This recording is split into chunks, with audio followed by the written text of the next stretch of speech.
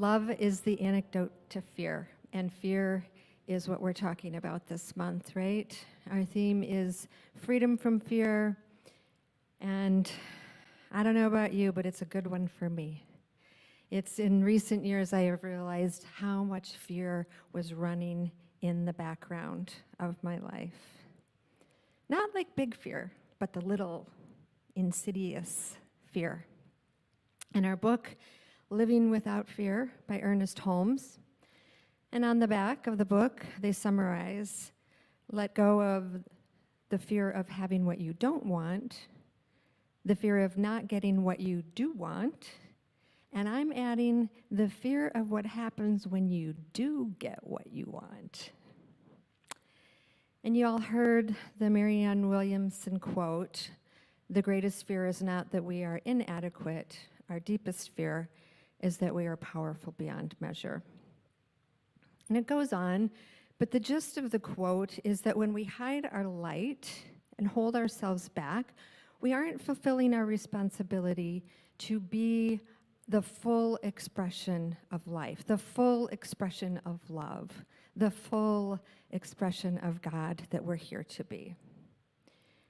And she says our deepest fear is that we are powerful beyond measure.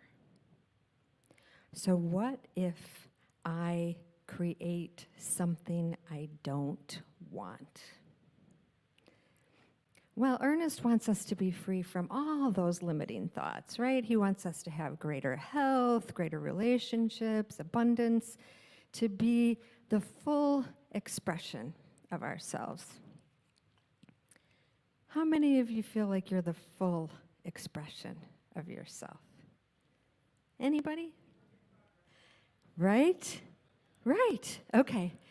So, as I was preparing for this talk, I had fun going down the rabbit hole about fear, because this topic really speaks to me. As I approach this fourth quarter of my life, there's a lot of talk about being old today. What's up with that? But you talk about fear. So anyway, as I approach this part of my life, it all depends on how long I live, whether I'm in the fourth quarter or not, right? But as I approach this part of my life, I want to live to the fullest expression. I want to make sure that I am taking advantage of these opportunities. And I say no matter what your age, don't wait. Don't wait for later. We don't know what later will bring. So it feels right that I should live my fullest now, that we should live our fullest now. The fullest expression of light, love, creativity, God, whatever word works for you. But sometimes I'm just kind of fair to middling, if I tell the truth, right? Holding myself back in some kind of comfort zone. Sometimes we're more comfortable with the discomfort that is familiar, and we fear the possibility of a different discomfort. Anybody relate to that? Come on, give me something. All right. Anybody else holding back or sort of coasting along in life? I mean, I kind of hate to admit it, but... So down the rabbit hole I go into the fear. Maybe more of a labyrinth, but if you're willing to follow me along for a moment. We've all heard all we have to fear is fear itself. And Franklin D. Roosevelt said it, but it was based on something Thoreau said, nothing to be feared but fear itself. And it points to the idea that fear begets fear, right? That if fear goes unchecked, it can keep us looping. And deeper into the rabbit hole I go, like, well, what is fear? We know that universally, fear is like a chemical response. And it is also an individual response, right? So we have the universal chemical reaction, but we also have our own personal reaction that's based on our beliefs, our thoughts, the filter of our past experience. We sense a danger or threat. It could be physical or psychological, and the fear response is triggered. It's triggered in the amygdala, in the reptilian part of the brain, and it activates us to prepare for fight or flight or freeze. And when it's left unchecked, fear can also interfere with the processes in our brain that allow us to regulate our emotions. The processes that help us to reflect before acting and to choose to act ethically and responsibly. As we see in the news and social media, we are prone to more intense and impulsive reactions, right? So it would follow that unethical and irresponsible actions stem from fear. So in that way, I can have a little more compassion when I see these things happening in the world. They're afraid. So we're wired with a fear response for a reason, right? We need to be alerted when we need to get away from something that is threatening our safety. And the universal chemical response, the flight or fight, but our personal response, the reaction that's based on our personal beliefs, emotions, past experiences, this is often unconscious. The 15 Commitments of Conscious Leadership looks at conscious fear versus unconscious fear. And conscious fear is something new that needs to be known. The fear helps bring you present and aware, maybe for your own safety or someone else's safety. Sort of like driving a car. They use that example in the book. When you're learning to drive a car, a little bit of fear brings you present, makes you more aware. It's a good thing, right? And a little fear is certainly natural and helpful when we're stepping into something unknown. We've all heard, if it's not a little scary, the vision's not big enough, right? We need a little bit of that to stretch us. But the key is with conscious fear, we are present. We are in our bodies. And they say that unconscious fear, with unhealthy fear, if you will, it's usually about a made-up future event or experience. So when I think about resistance to change, or even resistance to what is, feeling blocked or thinking I'm stuck, these are all examples of being afraid of something that I've imagined, something I've made up. I'm disconnected from the present moment. So the opportunity here, and I'm sure it's not a surprise to you, I'm always talking about this, unraveling the current experience, unraveling the discomfort of the trigger, and see where it takes us, so what we can learn about ourselves. And when we unravel our fear, we may find thoughts like, I don't deserve to have more good. I can't allow myself to have more good or love or joy or money. And as Gay Hendricks would call it, an upper limit, right? Or sort of ceiling for how much good we allow ourselves to have. So we pull ourselves back. We shrink to a smaller, more familiar version of ourselves. And I love the quote, how much freedom can you stand? Am I really willing and open to receive, to be more free, to have more good, to have more love? We talked about this in the Essential Earners Homes class the other night, where some of us acknowledged sometimes we can even struggle to receive prayer. What do we put up within us that blocks us from our good? So he talks about fear of what you don't want, fear of getting what you do want, and we've added what happens if you do get what you want. Like Marianne Williamson said, who am I to receive more good, money, love, joy, freedom. So what do you really believe? I'm not good enough? I'll mess this up? It will be too much work? Someone else won't like it? I won't be able to hold on to my old story. We humans are so interesting. So what are you really afraid of? As I circled around this, I came back to the idea that fear comes from a belief that we are separate, a belief in duality. There's me and something else. There's good and bad, a sort of capricious Santa Claus-like God out there somewhere who may or may not answer my prayer.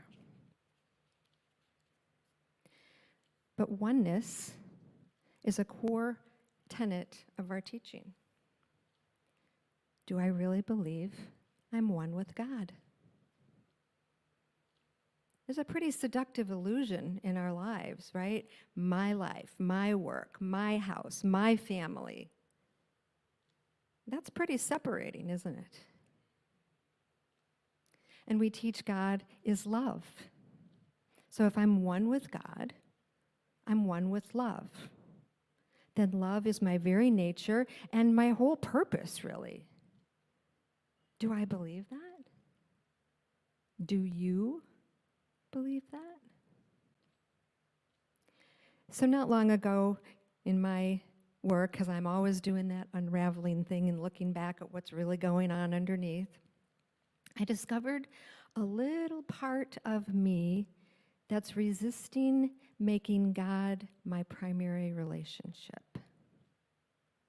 And I know it's strange to hear that from a minister. I'm just being real, right? So I have this part of me that struggles making God, and not God out there, the God of my being, making that my primary relationship. Try putting minister as your profession on your dating app. Maybe you can understand. So,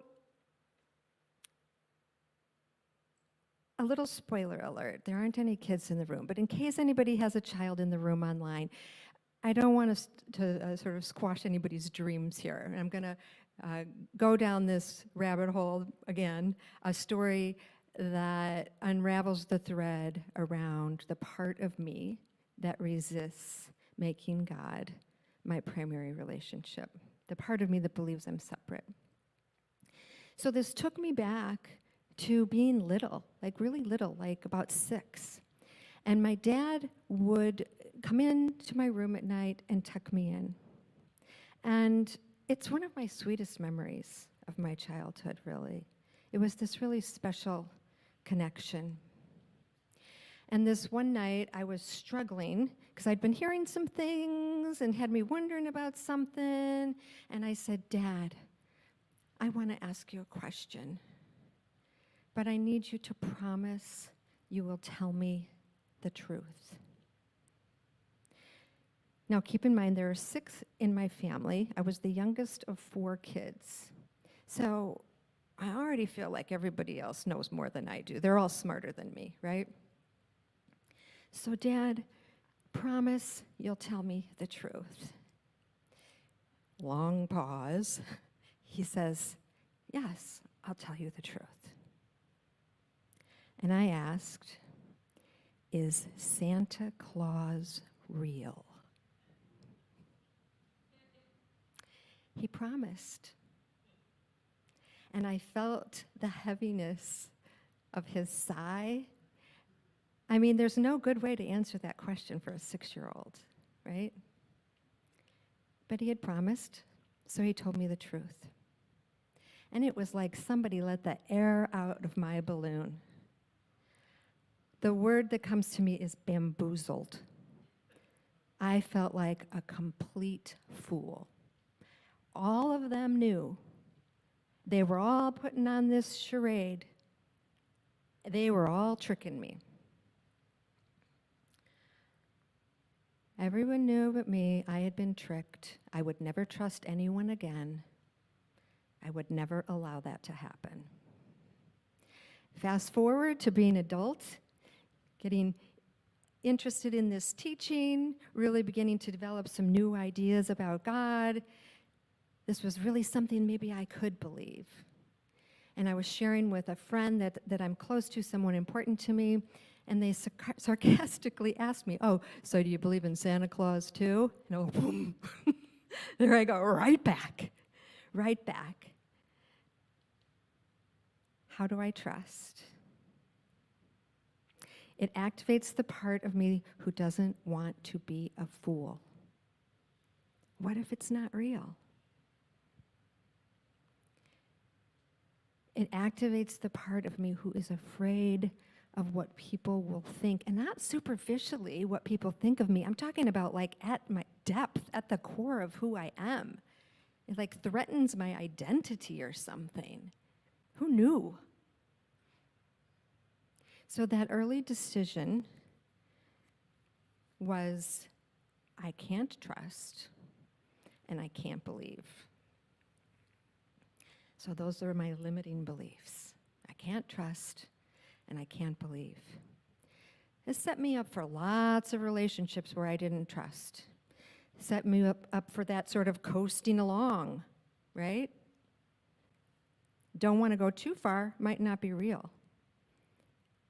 It also showed up with not trusting myself. It shows up with not trusting God. And I've really had to do my work around this, so don't worry, I've done my work.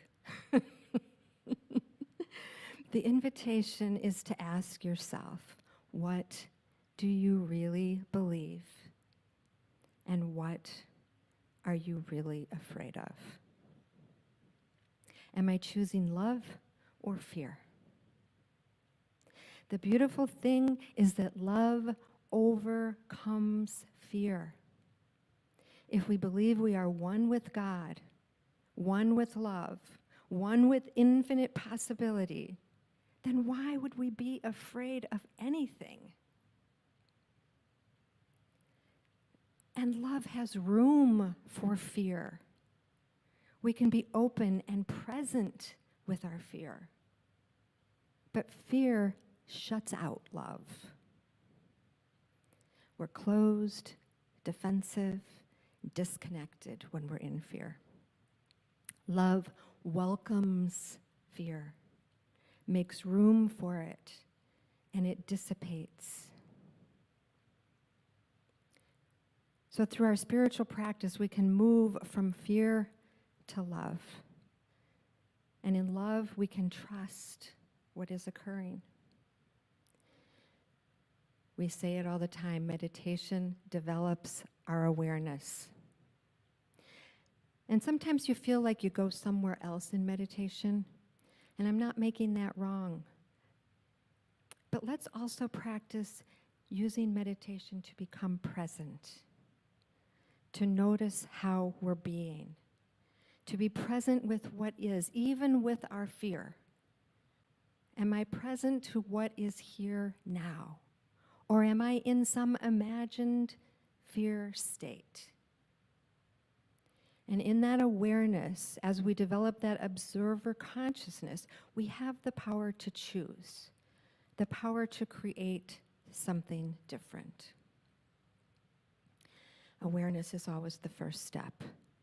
And then from love, we build that muscle of faith so that we can trust or believe that truth is the truth.